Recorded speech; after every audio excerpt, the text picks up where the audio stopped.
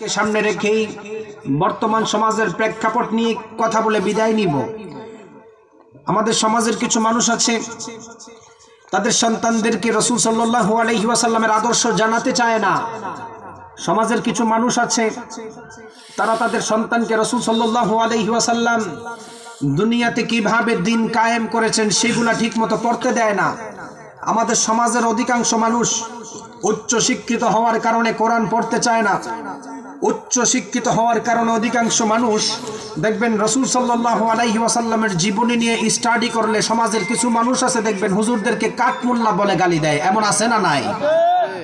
আপনাদের কিশোরগঞ্জ জেলাতে খুব কম। আমি সারা বাংলাদেশ সফর করি, এখনো পর্যন্ত বাংলাদেশের বিভিন্ন জায়গায় প্রোগ্রাম করতে গেলে স্টেজে ওঠার সময় বলে হুজুর রাজনৈতিক বিষয়ে কোনো কথা বলবেন না। এখনো পর্যন্ত এমন হয়, স্টেজে ওঠার পরে আপনি রাসূল সাল্লাল্লাহু আলাইহি ওয়াসাল্লামের আদর্শ নিয়ে কথা বলেন, কিন্তু রাসূল সাল্লাল্লাহু আলাইহি ওয়াসাল্লাম কিভাবে সমাজ ব্যবস্থা গঠন করেছেন, সাহাবায়ে কেরাম কিভাবে সমাজ ব্যবস্থাকে ডেভেলপ করেছেন, এগুলো বলা যাবে না। আমাদের সমাজে এরকম কিছু লোক আছে না নাই? আছে। কোথা থেকে আসলো তারা? আমি গতানুগতিক বক্তার মতো ওয়াজ করি না, আবার আলোচনা তত্ত্ববহুল আলোচনা করার চেষ্টা করি একাডেমিক সিস্টেমে।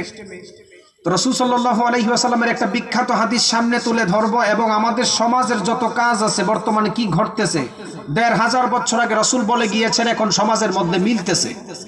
আমি বলার পরে আপনাদের সঙ্গে মিল থাকলে আপনারা সবাই ঠিক বলিয়েন, যদি মিল না থাকে ঠিক বলিয়েন না।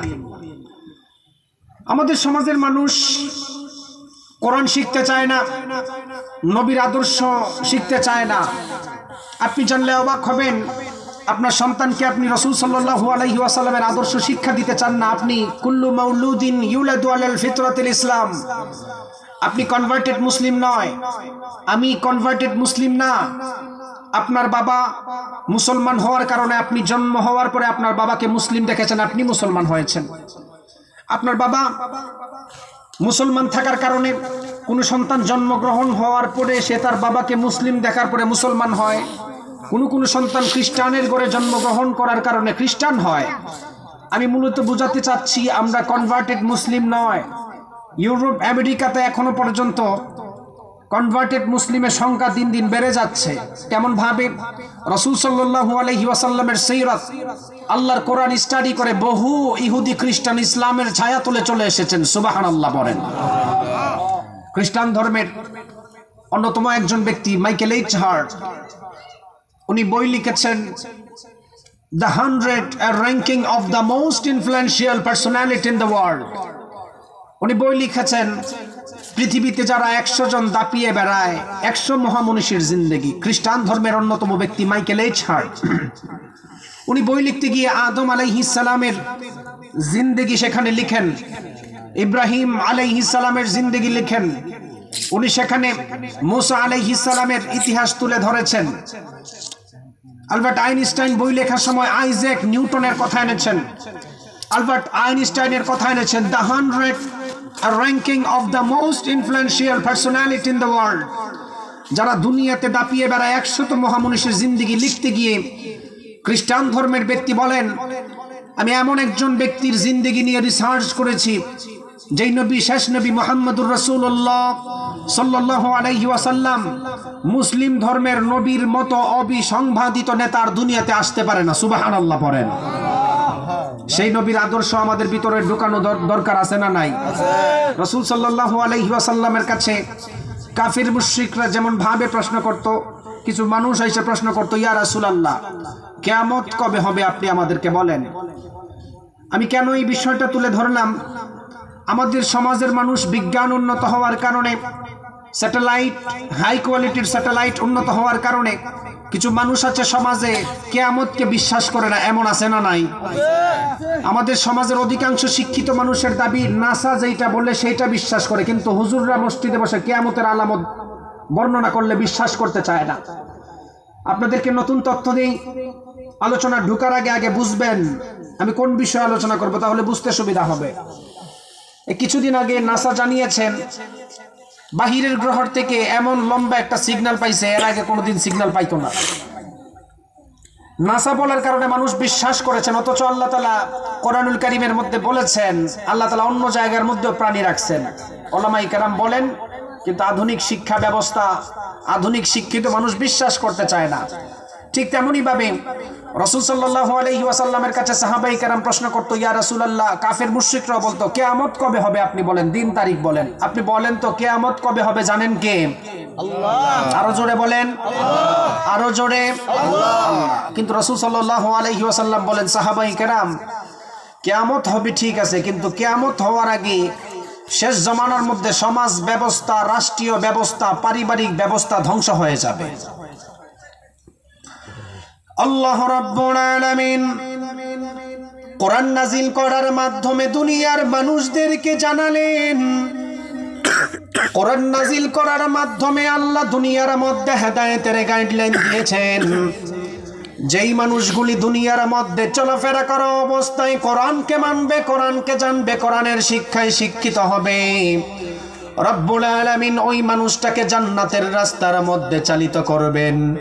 আর যেই মানুষগুলি দুনিয়ার মধ্যে কোরআন পাওয়ার পরে কোরআনকে মানে নাই, যেই মানুষগুলি দুনিয়ার মধ্যে নবীর হাদিস পাওয়ার পরে হাদিসকে মানে নাই, রব্বুল আলামিন ওই মানুষটার জন্য জাহান্নামের ঘোষণা করেছেন। আপনাদেরকে আমি বলতে যাচ্ছি, আল্লাহর নবীর কাছে সাহাবায়ে কেরামরা প্রশ্ন করতো, গো আল্লাহর নবী, কিয়ামত কবে হবে আপনি জানায় দেন। আল্লাহর নবী বললেন, সাহাবায়ে কেরাম শোনো, কিয়ামতের দিন তারিখ একমাত্র জানেন আল্লাহ, দুনিয়ার কেউ জানে না। কিন্তু কিয়ামত হওয়ার আগে সমাজ ব্যবস্থা ধ্বংস হয়ে যাবে।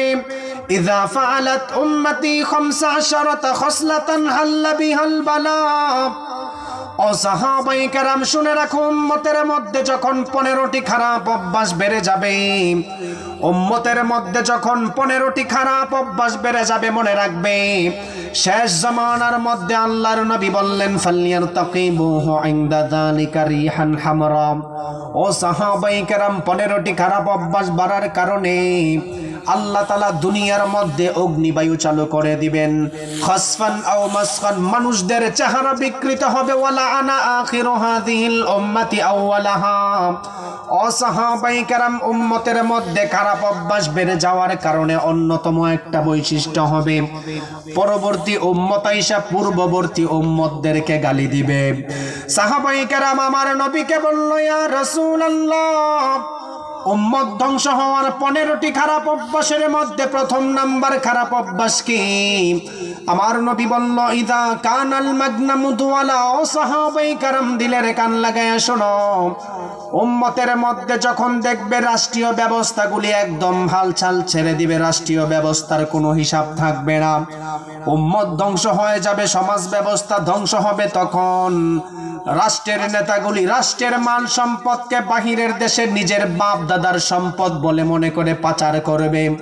আপনি এখন তাকায়া দেখেন আমাদের সমাজ ব্যবস্থার মধ্যে কথাগুলি মিলে যায়, ঠিক কিনা?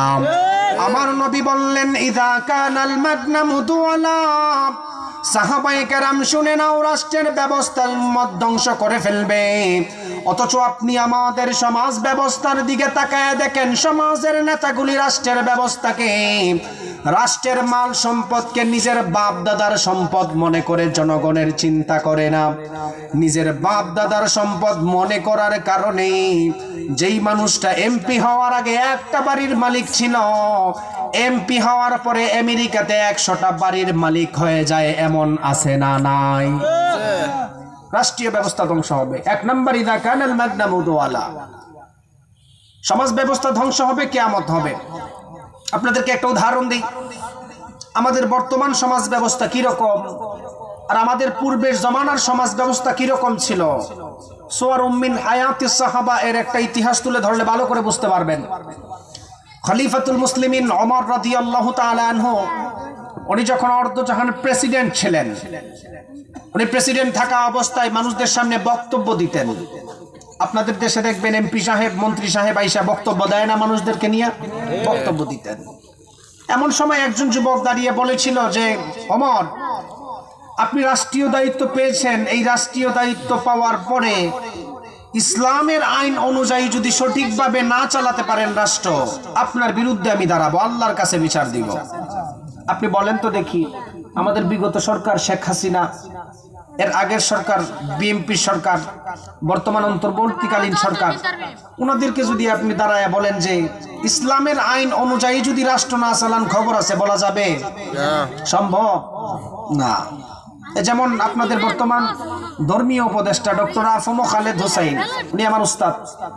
ওনার কাছে আমি বিশ্ববিদ্যালয়ে তাফসীর বের রায় পড়েছি, তাফসীর ইলমি ইজাজ ইলমির আলোকে তাফসীর করা লাগে, ওনার কাছে পড়াশোনা করেছি। ওনার সাথে আমি একদম কাছ থেকে